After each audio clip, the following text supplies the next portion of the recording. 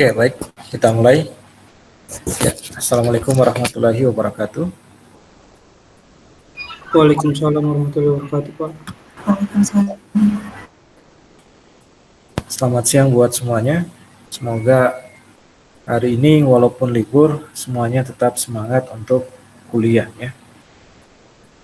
Ya, minggu ini adalah minggu terakhir perkuliahan karena minggu depan itu sudah UTS. Jadi mau tidak mau ya kita harus menyelesaikannya hari ini, dan karena ada sedikit gangguan, jadi waktu kita terbatas. Mudah-mudahan bisa selesai secepat mungkin ya, jam 3 ataupun lewat sedikit ya.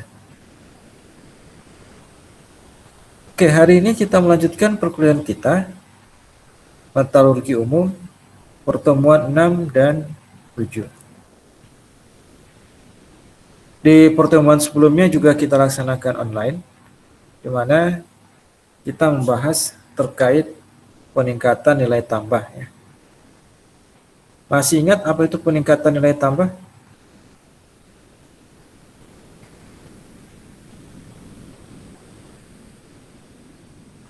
Apa tuh peningkatan nilai tambah?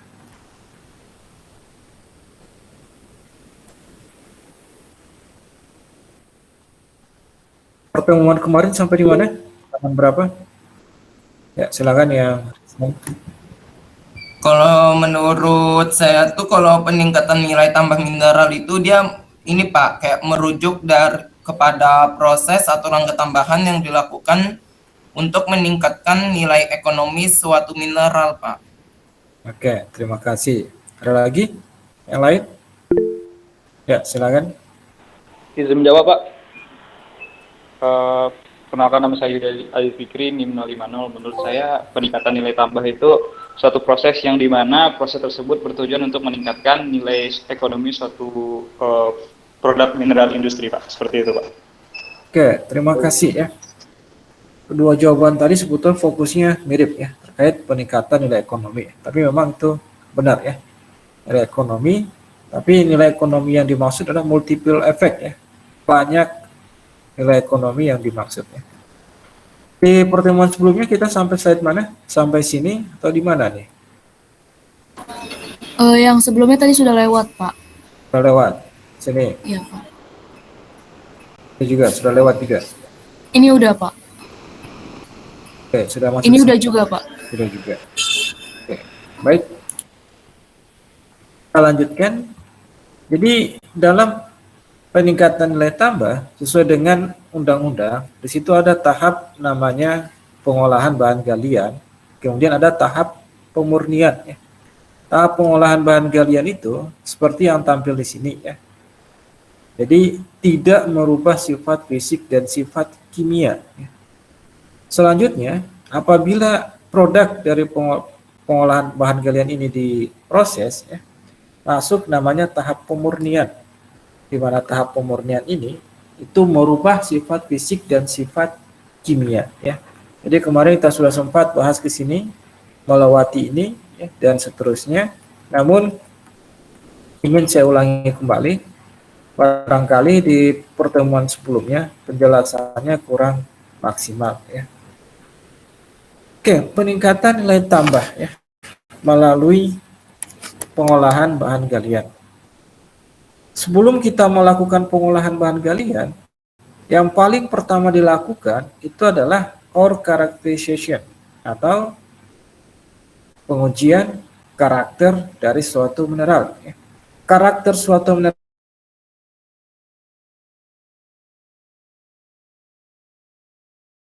kimia ya. Di antaranya apa? Sifat fisik, warna, kilap ya, berat jenis, sifat magnet, sifat listrik. Kemudian misalnya yang ada pengaruhnya sama kimia gitu ya, sifat permukaan mineral terhadap gelembung udara ya, walaupun ini sebetulnya interaksinya masih fisik ya, tapi ini ada pengaruh nanti sifat kimia ya. Kemudian bentuk ukuran partikel suatu mineral ya, dan juga derajat liberasinya. Nah, menurut Anda kenapa kita perlu mempelajari sifat fisik dan kimianya kita? Kenapa kita perlu mengetahui ore characterization sebelum melakukan pengolahan bahan galian? Silakan kalau ada ingin menanggapi. Ya, silakan. Izin menjawab Pak, supaya nanti kita tahu Pak untuk pengolahannya bagaimana Pak dan penanganan ore itu bagaimana Pak?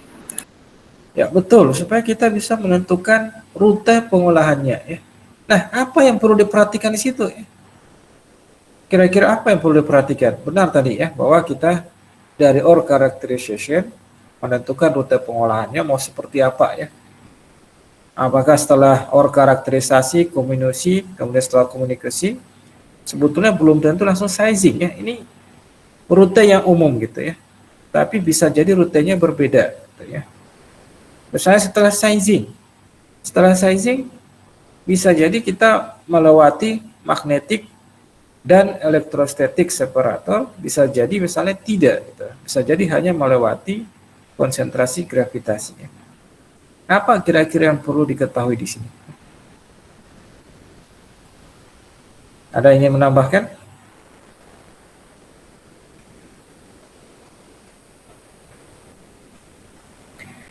Jadi yang perlu kita ketahui adalah perbedaan sifat antara mineral yang ingin dipisahkan ya. Misalnya mineral berharga punya warna yang berbeda dengan mineral pengotor gitu. Sehingga ya bisa disortir gitu, pisahkan secara manual misalnya. Atau misalnya menggunakan alat kalau dia punya sensor yang mampu memisahkan berdasarkan warna misalnya ataupun kilapnya, juga bisa dipisahkan gitu ya. Misalnya mineral yang ingin dipisahkan punya massa jenis tinggi gitu ya. Misalnya golongan emas atau golongan kasiterin atau golongan galena gitu ya. Kita bisa memanfaatkan berat jenis untuk kita bisa pisahkan gitu ya. Ya termasuk sifat-sifat yang ada di bawahnya ya. Jadi itu tujuan kita adalah mencari perbedaan gitu ya. Karakter dari mineral yang ingin kita pisahkan, karena hanya dengan adanya perbedaan itulah kita bisa memisahkan gitu ya. Kalau bisa cenderung sama ya agak sulit gitu ya, intinya harus dibuat berbeda ya. Misalnya nanti jalan terakhir di flotasi misalnya ya, kalau misalnya dia kemungkinan bisa dirubah sifat fisiknya ya, dari sifatnya awalnya misalnya awalnya suka air menjadi tidak suka terhadap air gitu ya. Oke, setelah ore characterization kita melakukan kombinasi. Kombinasi itu artinya pengecilan ukuran, ada crushing, ada grinding. Ciri khas crushing itu ukurannya biasanya di atas 2,5 cm ya, atau 1 mesh. Grinding lebih kecil dari 2,5 cm atau di bawah dari 1 mesh ya. Setelah itu ada sizing. Sizing itu adalah dilakukan pemisahan berdasarkan ukuran gitu ya. Ukurannya yang kasar, yang sedang, yang halus seperti apa ya. Pemisahan berdasarkan ukuran ada namanya screening dan sieving, ada namanya klasifikasi. Screening ini istilah di industri, sieving biasanya istilah di laboratorium. Pertanyaan saya, kenapa kita perlu melakukan kombinasi ya?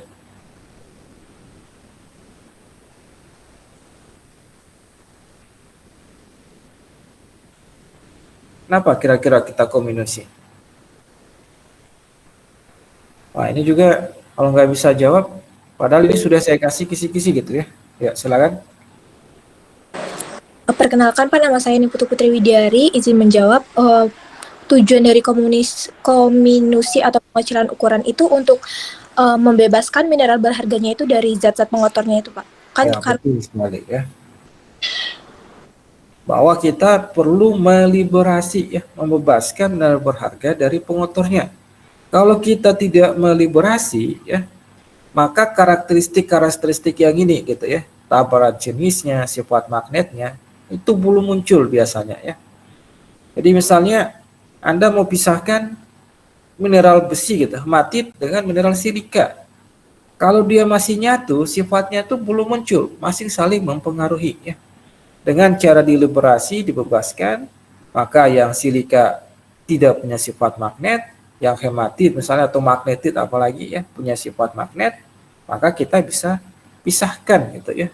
Jadi tujuan kombinasi ya sekali silakan diingat ya adalah meliberasi atau membebaskan. Setelah sizing, kita barulah konsentrasi ya, meningkatkan kadar ya. Menggunakan yang sudah kita jelaskan. Hasil peningkatan kadar itu namanya apa?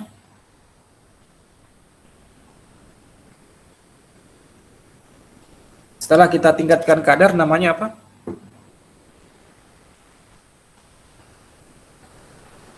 Apa produk dari konsentrasi? Konsentrat, Pak. Konsentrat. Hasil limbahnya apa namanya? Nailing, Pak. Tailing ya, seperti itu ya. Nah, kadang-kadang dalam proses konsentrasi ini dilakukan secara basah gitu ya. Sehingga perlu dikurangi airnya. Proses pengurangan air bisa thickening ya. Ciri khasnya solid airnya masih cukup tinggi ya. Filtering, airnya jauh lebih sedikit. Drying, airnya betul-betul hampir habis, tapi biaya untuk mengeringkan itu tidak murah ya, butuh energi yang besar ya. Kemudian material handling dan sebagainya. Ya, kita lanjut. Ini kurang lebih proses pengolahan bahan galian ya. Dari biji dilakukan primary crusher, kemudian screen, secondary crusher. Kalau misalnya dia di tahap 1 tidak melewati ayakan, balik lagi ke primary crusher gitu ya. Kalau lolos, secondary crusher. Kemudian di sieving lagi, tidak lolos, balik lagi dan seterusnya gitu ya. Kemudian kita pilih nanti apakah mau dilakukan flotasi. Ini ada kolom flotasi namanya, dari bawah sini akan dihembuskan bubble ya, gelembung-gelembung. Material yang tidak suka air ya, maka akan terikat kepada gelembung, dan gelembung ini punya massa jenis yang lebih rendah sehingga nanti akan mengapung di permukaan. Selanjutnya bisa dilakukan pemanenan ya, sehingga ini didapatkan di daerah sini ya, dipanen gitu ya. Sementara setelah proses selesai, yang tidak suka gelembung ya atau suka air itu akan mengendap ya, nanti dan ditampung ya, didapatkan di daerah sini ya. Umumnya yang diflotasi itu adalah mineral berharga, yang tidak diflotasi adalah tailing. Sekali lagi umumnya ya, tapi bisa jadi kebalikan. Kalau kebalikan, biasanya orang menyebutnya reverse flotation atau flotasi berkebalikan ya. Ada misalnya Anda beli air minum, reverse osmosis gitu ya. Berarti osmosisnya kebalikan gitu ya. Kemudian juga misalnya ada magnetik gitu ya. Material yang mengandung magnet maka akan tertarik di silinder ini, karena silinder ini punya medan magnet ya. Nanti ketika sudah posisi di bawah, karena gaya tarik magnet sudah kalah dengan gaya gravitasi, sehingga dia akan jatuh di bagian bawah. Sementara yang tidak punya sifat magnet dari awal, dia tidak tertarik oleh silinder, jadi cuma nempel terus jatuh gitu ya. Kemudian ini misalnya kita menggunakan shaking table ya. Kita coba lihat di YouTube. Ya, seperti apa sih pemisahan itu ya. Misal menggunakan shaking table, menggunakan Humphrey spiral gitu ya.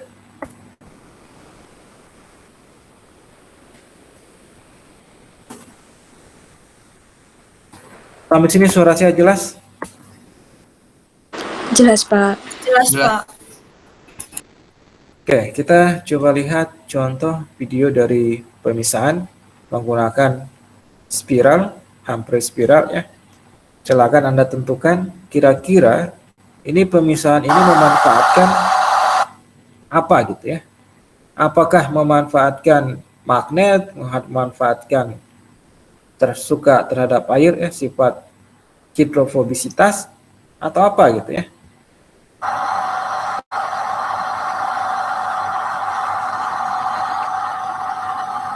Misal kita ingin memisahkan pasir gitu ya, nanti terbagi menjadi beberapa fase ya. Kalau Anda lihat ya, ada yang agak bening, ada yang agak gelap ya, kadang-kadang di tengah-tengahnya punya warna transisi gitu ya.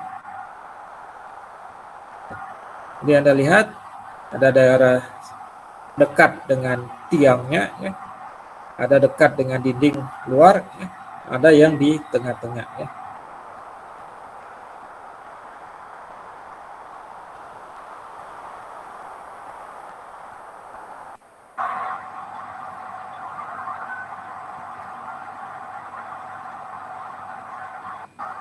Oke, nggak dikasih lihat pengumpulan produknya ya.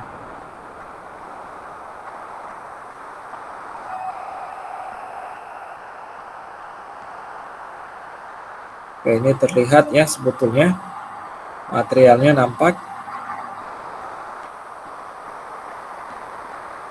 Fasanya juga Anda bisa lihat. Nah, ini adalah bagian di paling ujung bawah, di mana dikumpulkan gitu ya. Misalnya yang dekat dengan tiang penyangga ya, dikumpulkan sendiri, yang tengah-tengah dikumpulkan sendiri, yang di ujung seperti apa juga ada tempat pengeluaran sendiri ya. Ada yang bisa menjelaskan ini prosesnya seperti apa, memanfaatkan apa gitu ya. Kemudian material yang di daerah sini apa gitu, material daerah sini seperti apa, yang di tengah-tengah seperti apa ya. Silakan kalau ada yang mau menjawab.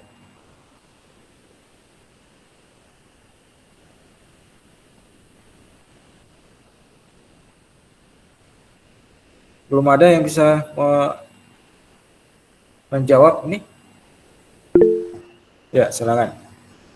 Permisi Pak, saya Bayu izin menjawab Pak.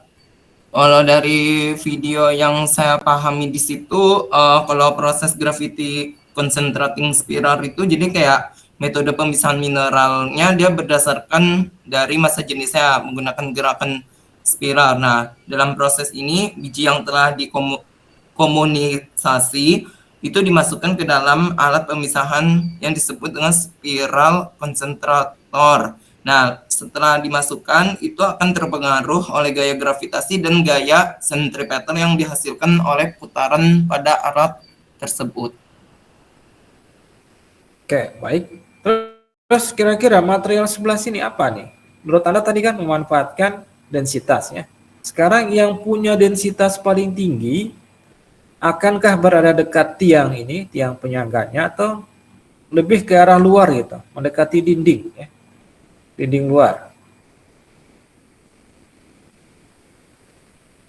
Kira-kira Kalau yang memiliki densitas yang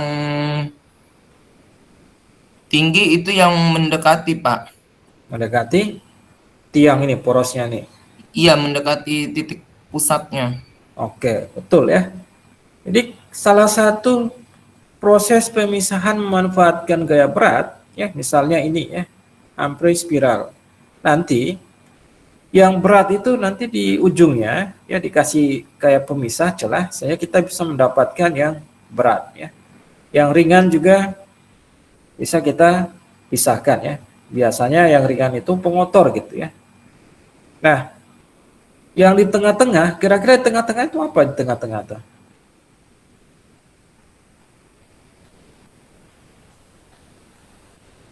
Ya, di tengah-tengah itu namanya middling.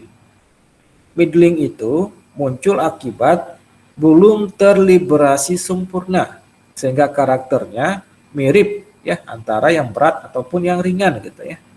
Bisa dipahami sampai sini?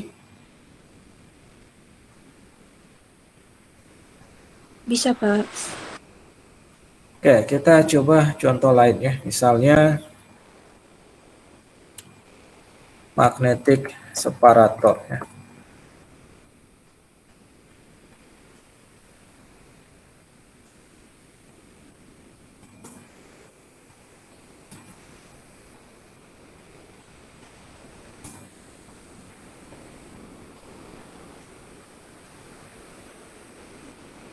Ya, kalau hanya menggunakan magnet biasa itu saya pikir dari SD juga sudah dipraktekkan ya.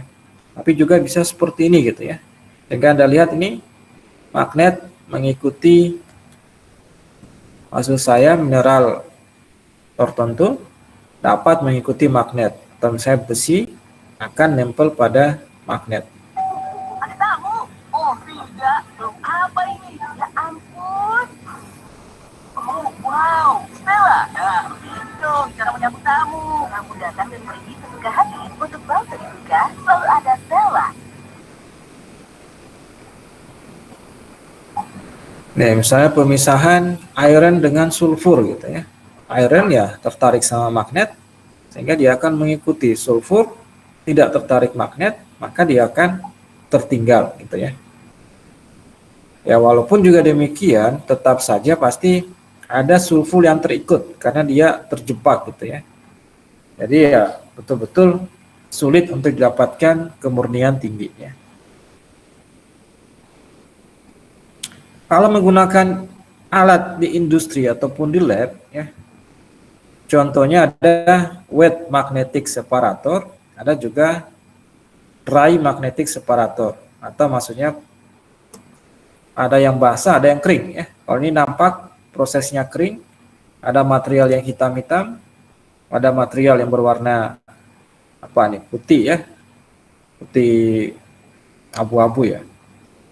Ya, nantinya ingin dipisahkan menggunakan magnetic separator. Kalau kita lihat sudah ada yang berwarna hitam ya, kebanyakan hitam walaupun juga masih ada putih-putih.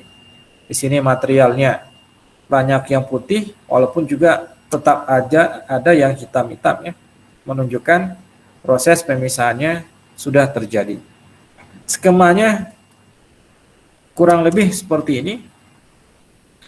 Material dimasukkan, jatuh ke belt conveyor, kemudian menuju daerah ini ada magnetnya ya. Yang punya magnet menempel dulu sebelum jatuh, yang tidak punya sifat magnet langsung jatuh seperti ini sehingga bisa terpisahkan ya. Yang punya listrik juga kurang lebih seperti itu ya. Sisanya nanti nonton sendiri, kita lanjut dulu ya.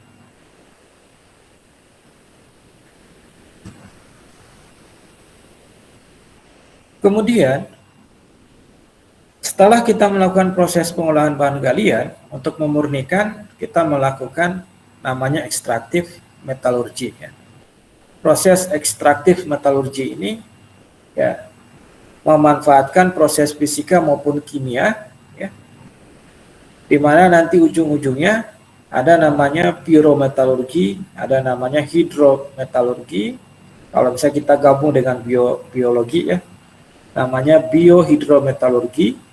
Kemudian kadang-kadang untuk pemurnian lebih lanjut butuh namanya elektrokimia ya, atau dikenal sebagai electrowinning dan electrorefining. Tujuannya ini adalah untuk menghasilkan produk dengan sifat fisik dan kimia tertentu ya. Jadi sebagai bahan baku untuk industri.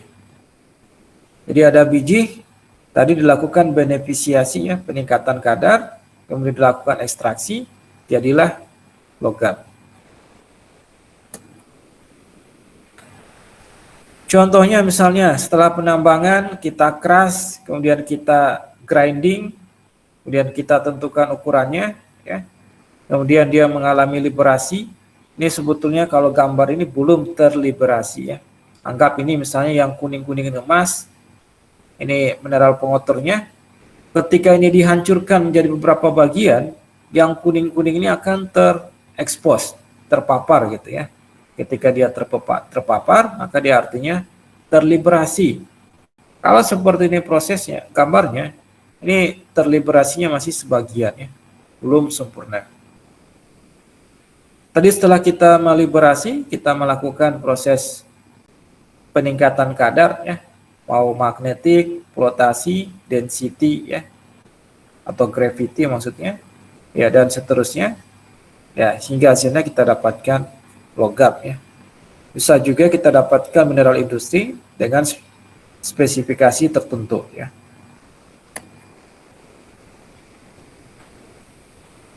Jadi bisa asalnya biji, bisa asalnya konsentrat ya. Tadi sudah ditanyakan, kalau biji berarti dari hasil penambangan, tinggal di crush misalnya, di kombinasi ya. Setelah itu diayak, kemudian dilakukan pengolahan, atau bisa melalui konsentrat.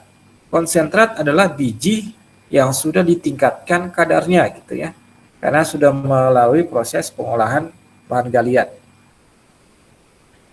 Ujungnya bisa melalui namanya hidrometalurgi, bisa melalui pirometalurgi, bisa melalui biohidrometalurgi. Hasilnya logam, terkadang logamnya perlu kemurnian tinggi melalui namanya elektrometalurgi ya. Jadi kita dapatkan high purity metal dan juga hidrometalurgi ya. Untuk mendapatkan logamnya juga biasanya melalui elektrometalurgi. Dari hidrometalurgi juga kita bisa mendapatkan senyawa logam.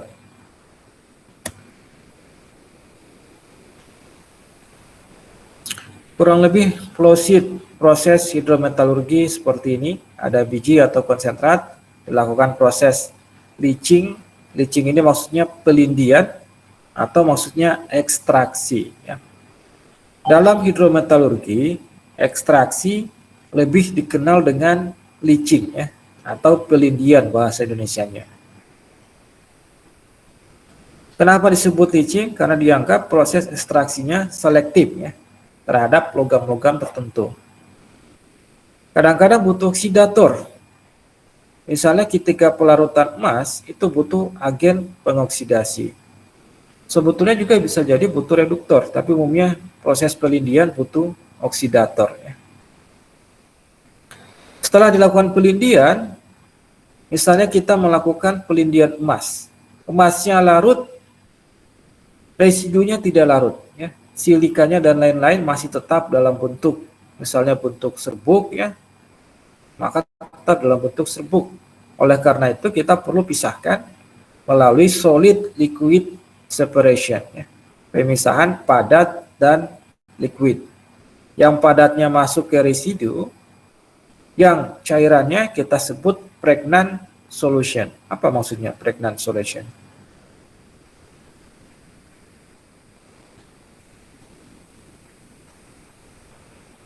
Ya, maksudnya adalah larutan kaya akan mineral berharga ya, bukan larutan hamil gitu ya, atau solusi hamil.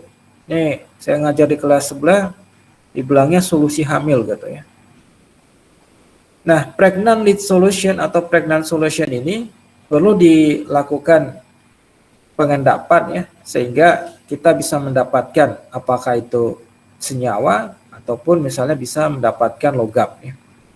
Nah, kalau itu murni, kemurnian lebih tinggi, biasanya kita pilih elektrometalurgi ya. Contoh peningkatan nilai tambah mineral emas ya. Sekali lagi, sebelum kita melakukan pengolahan, kita perlu karakterisasi. Biji emas banyak tipenya, ada free milling, kompleks, refraktori. Free milling ada oksida, ada sulfida. Oksida lebih mudah diolah, sulfida cenderung agak sulit.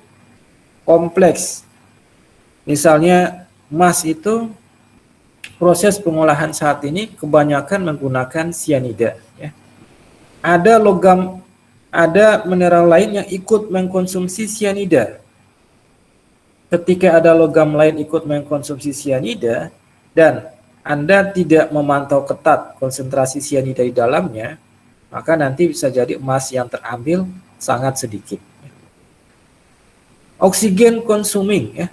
Ada mineral yang ikut mengkonsumsi oksigen. Ya, tentu akan menyebabkan emasnya menjadi terlarut sedikit ya, karena oksigen yang dibutuhkan buat pelarutan dia diambil oleh mineral lain gitu ya. Misalnya prekrobing gitu. Nah, ini juga yang kadang-kadang mengganggu ya. Karakteristik mineral emasnya mampu menyerap kembali emas yang sudah larut gitu ya. Emasnya sudah di larutan, ternyata ditarik kembali oleh biji emas sendiri gitu ya. Sehingga dalam beberapa jam Anda lakukan analisa ya, kok emasnya tiba-tiba berkurang gitu ya. Misalnya ini parameter persen ekstraksi gitu ya. Ini adalah parameter waktu ya. Beberapa jam naik, tiba-tiba turun gitu ya.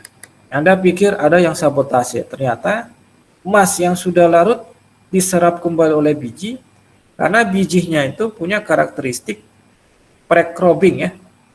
Dijelaskan kalau nggak Anda ngambil mata kuliah hidrometalurgi, jadi dia punya karakteristik dan ciri khasnya biasanya mengandung karbon ya, karbonat gitu. Oke, jadi tadi kita melakukan karakterisasi sehingga nanti kita crush ya. Kita putuskan ukurannya berapa ya. Karena di bawah mikroskop akan kelihatan misalnya emasnya itu ukurannya berapa gitu ya. Kita lakukan milling, penggerusan, kita lakukan leaching ya. Kemudian kita pisahkan solid liquid, pregnant lead solutionnya kita ambil ya. Kita hilangkan udaranya, kita tambahkan seng, akhirnya emasnya mengendap. Setelah emasnya mengendap, kita saring, kita panaskan, kita smelting, jadi namanya DOR, campuran emas dan perak ya.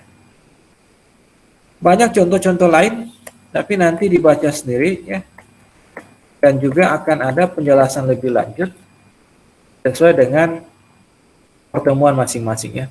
Tembaga akan dibahas, emas akan dibahas, dan seterusnya. Sekarang kita akan masuk ke pertemuan 7 ya. Ada pertanyaan sebelum kita masuk ke pertemuan 7? Cukup, Pak. Cukup ya. Oke, saya sedikit kasih contoh terkait apa namanya?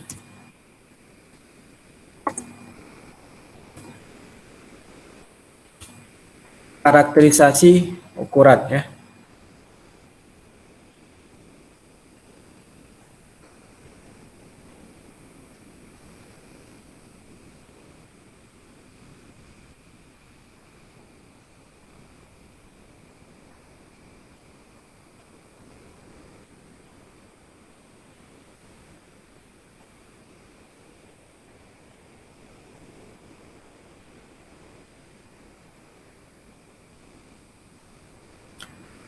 Oke, nanti dicek di salah satu paper ini.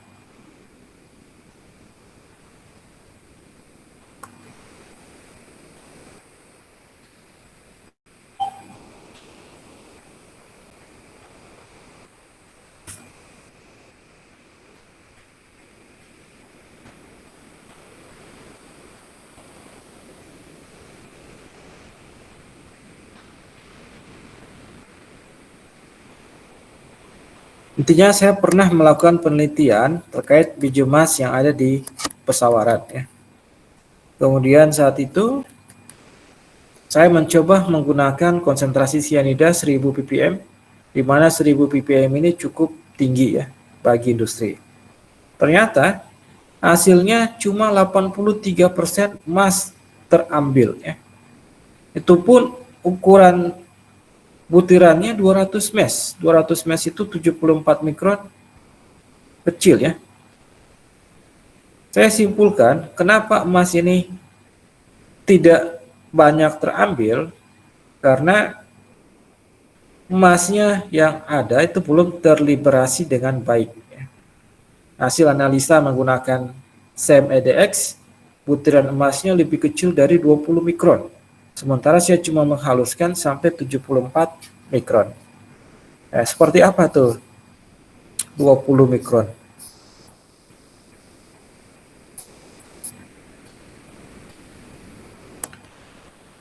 Ya, ini lakukan analisis menggunakan XRF, emasnya tidak terbaca, menggunakan ICP baru terbaca, emasnya 9 ppm, bahkan ini cukup tinggi.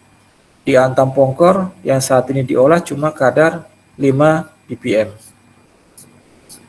Kemudian saya foto di bawah mikroskop, wah ini nggak terbaca ternyata ya.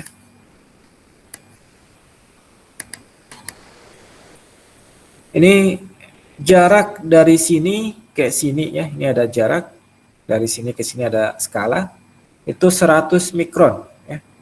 Saya amati di bawah mikroskop ada beberapa titik yang menarik. Saya kasih simbol ini 1 gitu ya. Ini daerah yang agak silver 2, agak kayak butiran halus ya, agak abu-abu. Ini lagi saya kasih titik dan seterusnya ya. Ingin tahu ada apa di situ ya. Jadi dikasih kode 1, 2, 3, 4 dan hasilnya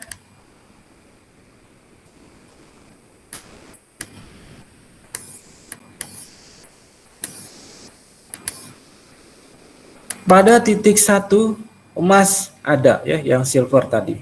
Titik 2 emas juga ada ya. Titik 3 yang ini 3 ya, yang warnanya agak buram, emasnya tidak ada ya. Titik 4 emasnya kembali ada. Dan kembali ke skala tadi, kalau dari sini ke sini 100 ya. Kalau ini kira-kira ukurannya berapa ya, berarti coba kita bagi, ini bagi 2 50 ya. Bagi 4 25. Ya, berarti ukuran ini di bawah dari 25 mikron gitu ya. Ya, saya simpulkan sebetulnya emasnya belum terliberasi dengan baik ya. Oke, kita lanjut ke pertemuan 7. Pengolahan mineral industri. Sampai sini suara saya jelas? Jelas, Pak. Oke, pengolahan mineral industri. Beberapa mineral industri sudah pernah kita bahas, kebutuhan, cadangan sudah pernah diberikan tugas ya. Kemudian baru saja kita membahas tahap-tahap utama dalam pengolahan bahan galian ya. Di mana ini umum seperti ini, tapi sekali lagi tidak mesti seperti ini, urutannya juga tidak mesti demikian ya. Kemudian di dalam penjelasan pengolahan bahan galian biasanya dibuat suatu namanya flow sheet. Ini namanya flow sheet atau diagram alir. Ini flow sheet itu menunjukkan urutan proses dalam pengolahan bahan galian, juga menunjukkan arah aliran ya, entah itu padatan, entah itu air, entah itu pulp. Jadi kalau kayak tadi arahannya pertama dikarakterisasi, selanjutnya kombinasi, setelah kombinasi di sizing, selanjutnya konsentrasi dan seterusnya. Tapi ini masih belum jelas gitu ya. Harusnya ketika di sizing ada ukurannya yang tidak sesuai, harus balik lagi ke kombinasi gitu ya. Yang ukurannya sudah lolos, barulah di konsentrasi. Di sini pun konsentrasi belum jelas juga gitu ya. Mana yang tailing, mana yang konsentrat. Tailingnya diapakan, konsentratnya diapakan. Ya. Jadi ini sekali lagi belum menjelaskan dengan rinci.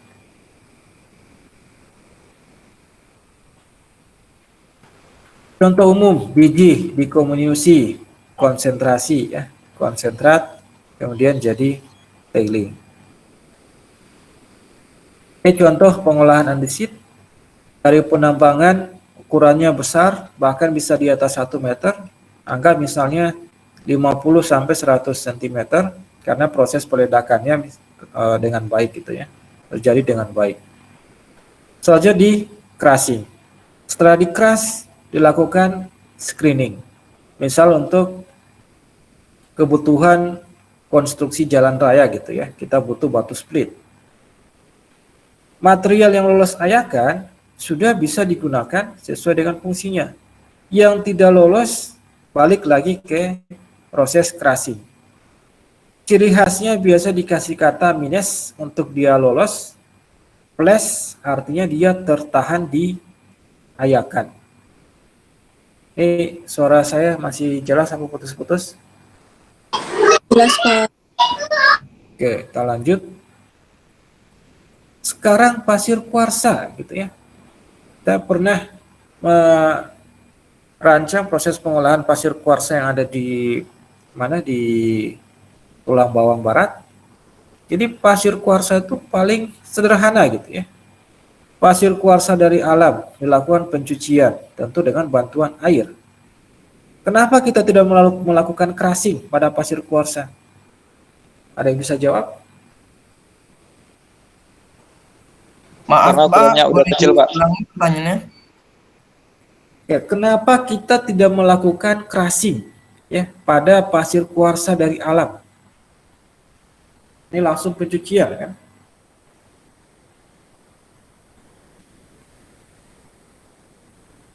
Karena ukuran pasir kuarsanya udah kecil Pak, jadi nggak perlu di crushing lagi Pak. Oke, jadi jawabannya itu karena crushing itu kan di atas dari 2,5 cm kan? Kalau ukurannya besar bukan pasir namanya kan? Kerikil atau apa lagi di atasnya kan? Ya kan ini sudah pasir sehingga tinggal dilakukan pencucian ya. Misalnya menghilangkan lempung dan kotoran, apalagi misalnya kayak di tulang bawang barat ada pasir darat gitu ya, bukan pasir laut ya. Pasir laut atau pasir sungai itu biasanya kotorannya tidak terlalu banyak dibanding pasir darat ya. Kalau pasir laut ya tantangannya asam ya, asin ya, cenderung korosif ya. Jadi perlu pencucian berkali-kali kalau pasir laut ya. Pasir sungai biasanya lebih murni ya. Jadi misalnya di situ kotoran-kotorannya entah itu clay, entah itu sisa-sisa tanaman ya, atau misalnya tai kucing di situ ya, hilang pada tahap awal ya. Kemudian dilakukan pencucian tahap 2 atau namanya scrubbing dengan persen padatan solid, persen padatan tinggi. Maksudnya pasirnya lebih banyak dibanding airnya. Misalnya 60% pasirnya, airnya 40%. Tahap awal airnya lebih banyak gitu ya. Sekarang airnya dikurangi. Tahap 3, pencucian pada cyclone atau classifier untuk menghilangkan sisa besi gitu ya. Kemudian terakhir magnetic separator, kemudian pengayakan sehingga dapat pasir dengan spesifikasi tertentu. Kalau untuk bangunan sebetulnya sampai di sini cukup. Sampai di sini cukup gitu ya. Tapi kalau untuk tujuan lain maka bisa sepanjang ini gitu ya. Maka setelah diayak bisa jadi di grading lagi ya, dan seterusnya. Jadi kalau konstruksi dari sampai sini bahkan sampai sini cukup ya, sampai scrubbing di ya kecuali misalnya tujuan tertentu misalnya pembangunan bendungan ya. Jadi salah satu teman saya orang sipil ketika bekerja di bawah pengawasan orang Jepang saat pembangunan waduk minta pasirnya dicuci berkali-kali ya. Teman saya sampai heran ini orang bikin kerjaan nambah gitu ya, suruh nyuci pasir gitu ya. Ya ternyata dia sangat memperhatikan kualitas gitu ya, bahwa pasir yang masih mengandung pengotor, ya itu kualitasnya kurang baik ya, sehingga dicuci berkali-kali. Kemudian bentonit. Ya. Silakan satu orang yang ingin menjelaskan ya. Saya berikan kesempatan untuk raise hand.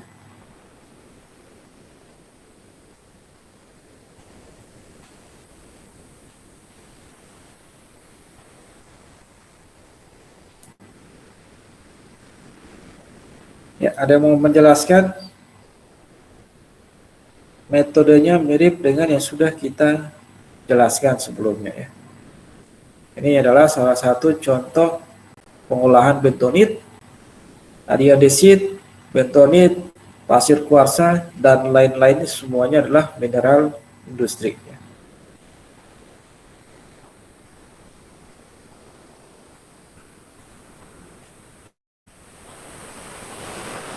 Gimana cara pengolahan bentonit? Ayo silakan yang mau menjelaskan.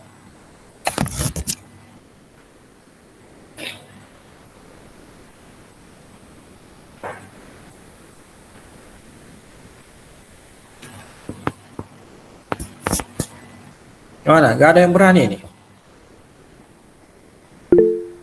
Ya, silakan. Izin menjawab Pak, dari diagram yang di slides itu, kalau yang saya pahami itu dari proses pengolahan betonit, itu yang pertama, betonit itu kan diambil dari area pertambangan, lalu dilakukan namanya crushing atau reduksi ukuran, Lalu dilakukan pengayakan, itu ukurannya sekitar 10 mm. Nah, untuk pengayakan itu ada dua jenis. Yang pertama itu ada pengeringan dengan burner, itu waktunya 1-5 jam. Lalu yang kedua pengayakan. Pengayakan itu dia untuk ukuran betonitnya itu sekitar 5 mm. Nah, untuk pengayakan sendiri yang untuk ukuran 5 mm itu ada dua. Ada pengeringan dengan burner, itu dia jika menghasilkan mineral yang ekonomis, itu dia bakal selanjutnya itu bakal digerusing, penggerusan atau grigging. Nah, setelah di penggerusan itu dilakukan lagi pengayakan. Itu dengan 200 mesh itu kalau nggak salah sekarang kekerasannya ya. Kalau misalkan masih keras itu dilakukan lagi kegerusan dia sampai ukurannya itu kecil. Lalu setelah itu dilakukan classifying. Itu di bawahnya ada lagi ya Pak. Nah, setelah dilakukan classifying gitu dia dilakukan yang namanya overflow lalu menghasilkan produk akhir gitu Pak. Oke, terima kasih. Ada lagi yang ingin menjelaskan? Barangkali ada penjelasan yang berbeda? Ya, kalau tidak ada kita berikan aplaus ya. Walaupun sebetulnya penjelasannya masih belum maksimal ya. Jadi dari alam kita melakukan penambangan ya. Setelah itu kita melakukan reduksi ukuran. Setelah itu kita melakukan pengayakan ya. Ukuran lubang ayakannya adalah 10 mm. Nanti hasilnya ada yang lolos ayakan, ada yang tidak lolos ayakan. Yang lolos ayakan di sebelah sini apa sebelah sini? Yang plus apa yang minus? Yang minus, Pak. Yang minus ya. Jadi di ayak, lubang ayakannya itu ukurannya 10 mm, yang lolos masuk ke daerah sini. Yang tidak lolos langsung dikeringkan dengan burner gitu ya. Yang lolos tadi malah ditambah lagi gitu, diayak lagi menggunakan 5 mm. Yang lolos 5 mm barulah dikeringkan gitu ya. Baru kembali ke pengayakan 200 mesh. Yang tertahan di 5 mm dikeringkan dengan burner 1 jam. Kalau yang tadi 10 meter dikeringkan dengan burner 1-1,5 jam, digerus, kemudian juga kembali diayak 200 mesh. Intinya tujuannya itu sebetulnya adalah lolos 200 mesh. Ya. Kenapa diputar-putar seperti ini? Kenapa nggak langsung ayak 200 mesh? Kenapa misalnya ini nggak dicampur aja gitu ya? Ini kan ayak 10 mesh, 10 mm, 5 mm gitu ya, terus 200 mesh. Ya. Mesh itu artinya banyaknya lubang dalam 1 inci ya, yang sama besar. Kalau tadi kita jelaskan 1 inch itu 2,54 cm, maka 1 mesh artinya 2,54 cm ada lubang ya. Misalnya ini 2,54 cm, ini juga 2,54 cm. Maka kita anggap sebagai 1 mesh.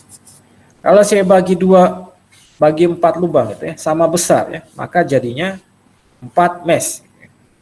200 mesh berarti ada 200 lubang yang sama besar gitu ya. Sebut 200 mesh. Kira-kira ukurannya kurang lebih 74 mikron. Ya, sangat kecil ya. Nah, tadi kenapa tidak langsung diayak gitu, 200 mesh? Ya, sebetulnya kalau Anda mau membaca grafiknya, membaca flowsheet-nya, nampak bahwa material ini adalah material yang basah gitu ya, mengandung air tinggi ya. Akan lebih efisien kalau dilakukan pengayakan bertahap seperti ini ya. Kalau langsung digabung diayakan 200 mesh pasti banyak yang tidak lolos gitu, bahkan mengganggu mungkin yang ukurannya terlalu besar gitu ya. Sehingga ya pilihannya memang ini efektifnya seperti ini, diayak dulu 10 mesh, 5 mesh, baru 200. Yang tidak lolos tadi di grinding, kemudian diayak ya. Selanjutnya yang lolos jadi produk akhir, tidak lolos digerus kembali. Setelah digerus, dilewatkan classifying. Nanti ada mata kuliahnya ini, mata kuliah PBG ya. Di classifying. Classifying ini produknya overflow, underflow. Jadi mirip pengayakan. Cuma kalau di classifying biasanya untuk material yang sangat halus ya. Kalau di pengayakan ukurannya bisa halus, sedang, kasar ya. Sehingga yang kasar underflow masuk kembali ke grinding, yang halus jadi produk akhir ya. Oke, kurang lebih seperti itu. Zeolit juga demikian, nanti dibaca sendiri ya. Kemudian dalam pengolahan mineral industri perlu dipahami terkait pohon industri dan bill of material ya. Jadi apa itu pohon industri? Jadi pohon industri itu menggambarkan turunan produk dari bahan mentah tersebut ya, yang mencerminkan nilai tambah. Sedangkan bill of material kebalikan dari pohon industri ya. Kalau pohon industri kita harus perlu tahu hilirnya dari hulu ke hilir. Kalau bill of material dari hilir ke hulu ya. Misalnya kalau pohon industri kita bahas tadi dari andesit. Andesit jadinya adalah batu split ya. Kalau bill of material kita lihat dulu materialnya, misalnya batu split, baru kita cari asalnya adalah andesit. Ini sudah pernah kita kasih penjelasan ya, pencarian mineral industri. Ini salah satu pohon industri dari kuarsa. Mineral kuarsa, ciri khas kuarsa kalau dihaluskan seperti apa? Pasir silika kuarsa ini bisa dimanfaatkan sebagai silika murni, bisa dibuat jadi kaca, bisa dibuat sebagai silika resin coating ya. Misalnya kaca rumah Anda agak retak, bisa di coating misalnya dengan silika resin coating, atau misalnya ingin menampilkan efek yang kilap, bisa manfaatkan silika resin coating, atau misalnya tadi silika murni ya. Jadi ini tentu dilakukan peningkatan kadar sehingga diperoleh silika murni ya, sehingga diproses dapat jadi kaca dan seterusnya. Silika murni ini bisa jadi dry sand, bisa jadi silika fluor, bisa jadi gravel pack sand. Kalau silika fluor ya bisa menjadi aditif oil well cement, bisa menjadi bahan keramik industri, bahan cat dan seterusnya. Kemudian dry sand bisa jadi building material, filter media, molding sand dan seterusnya. Kalau Anda lihat di India misalnya atau Pakistan, mereka suka memanfaatkan barang-barang bekas dicetak jadi keramik, jadi apa? Jadi barang industri rumah tangga misalnya ya. Misalnya limbah-limbah aluminium dicetak jadi panci gitu ya. Limbah-limbah baja dicetak jadi bahan-bahan otomotif. Nah, cetakannya itu bisa menggunakan silika ya atau kuarsa. Nah, juga silika ini bisa dibuat ya dengan tambahan karbon menjadi silikon karbida ya. Silikon karbida ini adalah pasir amplas yang mungkin kalau ayah Anda punya hobi pertukangan ya, mungkin simpan amplas ya. Bill material dari semen, intinya semen bahan bakunya dari pasir besi, tanah liat, batu kapur, pasir silika, kaolin. Utamanya adalah batu kapur, tanah liat atau silika ya, pasir besi gitu ya. Ketika silikanya kurang bisa nambahkan dari kaolin, bisa nambahkan dari tanah liat ya. Intinya ada komposisi ini. Ini bahan baku utama yang mana setelah di crush grinding, biasanya proses grinding dilakukan di ball mill, dan itu sudah terjadi juga proses pencampuran. Nanti ketika dipanaskan pada suhu tinggi jadilah clinker. Clinker ini adalah semen. Terkadang semennya itu belum memiliki kualitas tertentu sehingga perlu penambahan, baik tambahan gipsum, batu kapur, pozolan, fly ash, dan seterusnya, sehingga menjadikan semen dengan kualitas tertentu.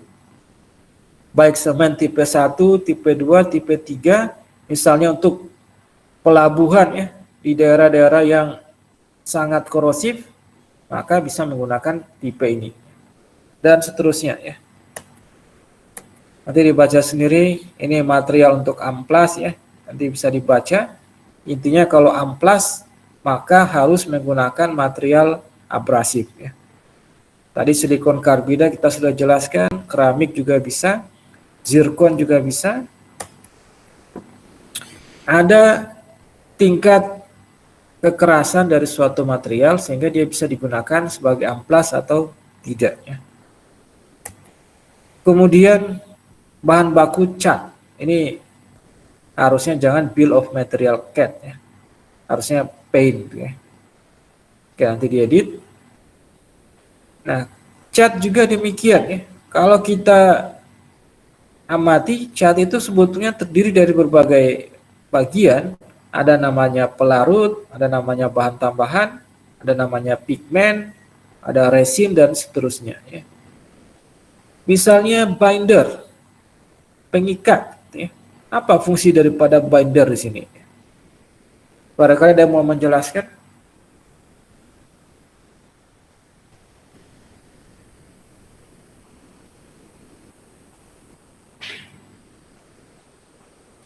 Siapa yang bisa menjelaskan fungsi dari binder gitu ya?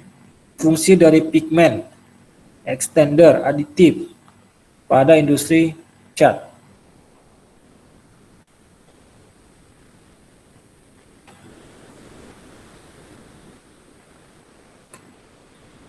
Boleh salah satu, boleh semuanya.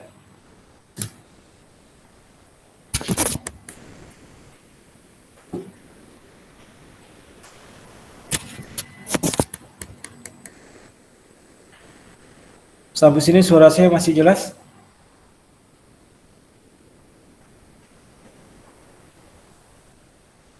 Halo? Jelas, Pak.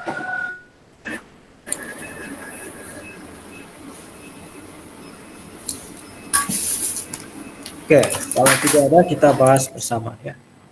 Intinya material-material ini akan dimix ya.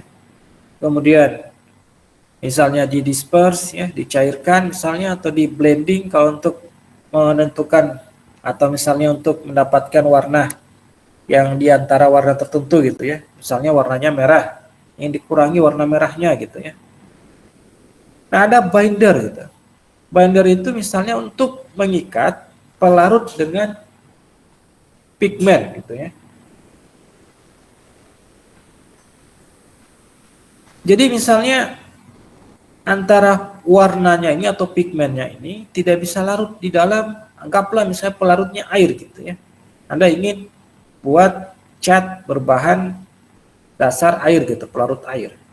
Nah, maka butuh suatu senyawa yang namanya binder sehingga bisa mengikat ya antara warna dan pelarut, misalnya antara pigmen dengan air gitu, sehingga bisa digunakan. Misalnya extender. Kalau Anda lihat ada, kalau sering mengamati tukang cat, ada sekali nguas gitu bisa menutupi luas area yang sangat luas gitu ya. Ada yang sekali nguas hanya menutupi sedikit. Kalau dipaksain luas malah kelihatan bolong-bolong gitu, kelihatan tidak rapi ya.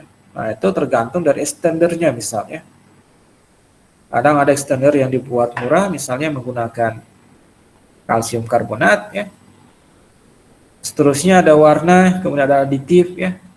Misalnya ingin catnya lebih cepat kering, atau Anda ingin catnya anti air ya, anti jamur dan seterusnya, ya bisa memanfaatkan aditif ya. Kita percepat. Nah, sekarang bill of material. Kalau tadi pohon industri, bill of material, tahu dulu bagian-bagiannya, baru kita tentukan kira-kira bahan bakunya apa. Kapal misalnya terdiri dari auxiliary, waste treatment, kemudian pipe system, dan seterusnya. Ya. Jadi saya ulangi, kapal bahan bakunya apa ya? Bisa dibagi ada equipment, ada auxiliary, dan lain-lain. Nah itu bahan bakunya apa aja ya?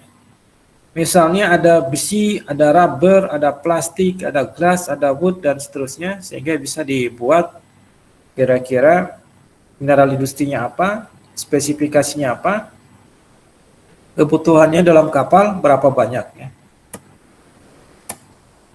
Oh, industri aluminium ya, nanti dibaca sendiri, sudah ada mata kuliahnya, sudah ada pertemuannya sendiri nanti setelah UTS.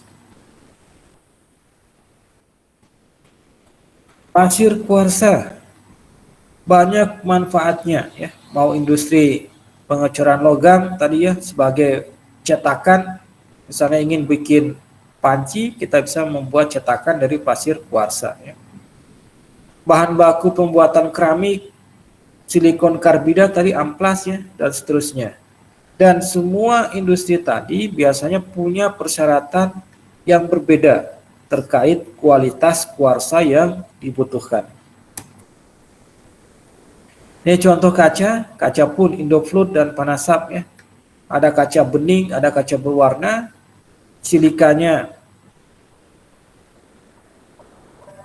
berbeda-beda ya.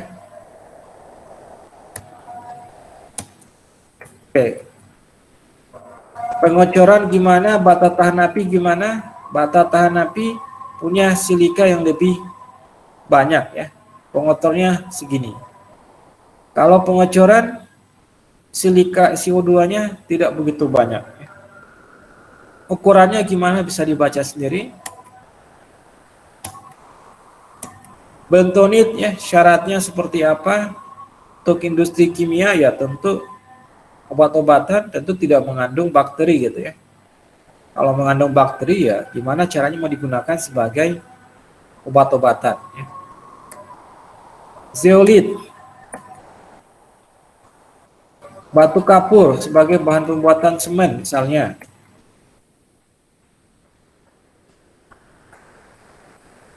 Ya, sampai sini ada pertanyaan? Silakan kalau ada pertanyaan.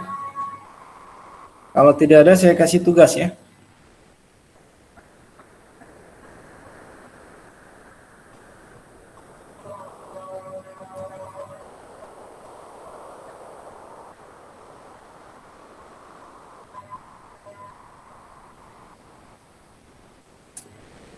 Nggak ada pertanyaan? Ya, silakan. Izin bertanya Pak, mungkin tadi di slide di minggu ke-6 tadi kan Bapak ada membahas mengenai biji yang bersifat prekrobing ya Pak, yang menyerap itu. Nah, itu untuk menanganinya di industri itu bagaimana ya Pak, biar yang kita hasilkan itu tidak menurun gitu Pak? Oke, ada lagi pertanyaan yang lain? Atau ada yang mau bantu menjawab?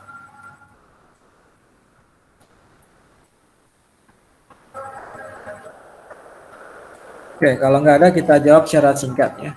Jadi ada namanya biji precrop. Dia bijinya mampu mengambil kembali emas yang sudah larut ya. Cara penanganannya bisa banyak jenis ya. Nanti ada mata kuliah sendiri hidrometalurgi.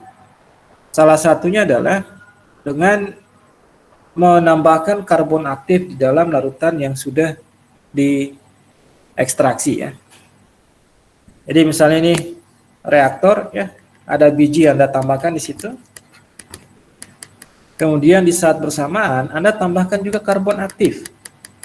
Anda tambahkan karbon aktif untuk menyerap emas yang sudah larut. Kalau misalnya Anda tidak menambahkan karbon aktif, emas yang sudah larut tadi akan diserap kembali oleh biji gitu ya. Atau bisa dinonaktifkan dulu terlalu sifat prekrobnya. Misalnya dilarutkan di kerosin minyak tanah sehingga dia tidak aktif ya, sehingga bisa dilakukan ekstraksi normal ya. Atau misalnya di roasting, dibakar gitu, sehingga material prekrob karbonat ini bisa hilang gitu ya. Ya, nanti lebih lanjutnya ada mata kuliahnya sendiri ya. Oke, sampai sini cukup ya.